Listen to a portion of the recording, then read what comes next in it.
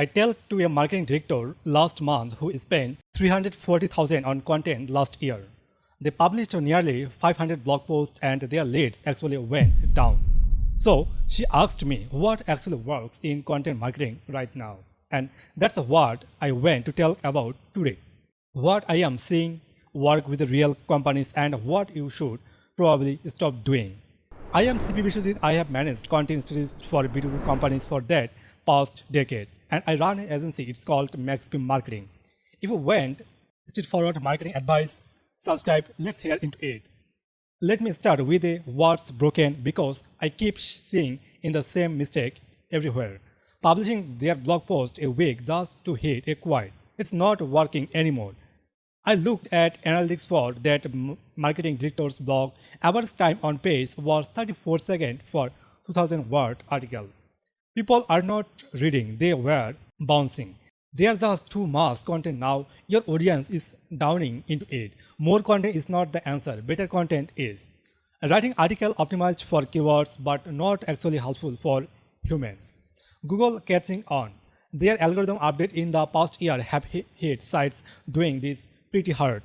I have seen 30 to 40% traffic drops for sites that replied purely on SEO fast content. They are prioritizing content that demonstrates real expertise and actually helps people, which means their bar has getting higher.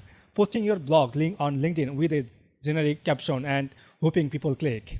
Your click-through rate is probably under 2%. Mine used to be around 1.3%. That's not distribution. That's just hope. So what actually works? I am going to share what I implemented with that marketing director with what I am sharing work consistently. Here's what we did. We interviewed 15 of her best customers and asked them the question, what problem were you actively trying to solve when you started looking for a solution? The answer were really specific, not improve efficiency, but the thing like I hired a client thinking legal action because we missed a deadline and I could not figure out which subcontractor dropped the ball. So we create content addressing those exact scenarios, not generic tips, but here's how to track accountability access multiple projects. On piece like that generated 47 demo requests in 1 month because it spoke directly to someone actively searching for that solution. They are not browsing the hired problem right now and need an answer. We cut her content production by 70%. From the post per week in on every 2 weeks, but each price was significantly better. Instead of 1500 word specific level post, we created 33,000 to 4,000 word comprehensive guides. Those took 2 to 3 weeks to produce research, customer interviews, screenshot, real example, actual solution. Average time on page would not 34 seconds to over 8 minutes. Conversion rate from visitor to demo request went from 0.3% to 4.7% higher, and your content should be so through someone could actually implement the solution just from reading it. Even if that means they don't need your product, because most people would not implement, they will be impressed and went to you to do it from them. Instead of just sharing links, we created content that stood on this own its platform. So LinkedIn, a post was not clicked out the new blog post about X. It was here the exact question I asked every subcontractor that saved me the 3 potential loss tweets. Then we gave the question and example why it works. Value delivered. No click required. But here's the happens when you give the value upfront. People trust you. If this is the free stuff, imagine what the full article is like. Click the through rates went from 1.2% to 8.3% click were already engaged and interested.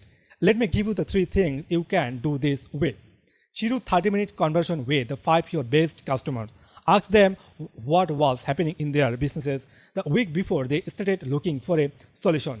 Record it. The language they use is extremely what should you use in your content. Before you publish anything, ask could someone solve their problem with just this content? If not, add more detail, more explain, more steps. Keep going until the answer is yes.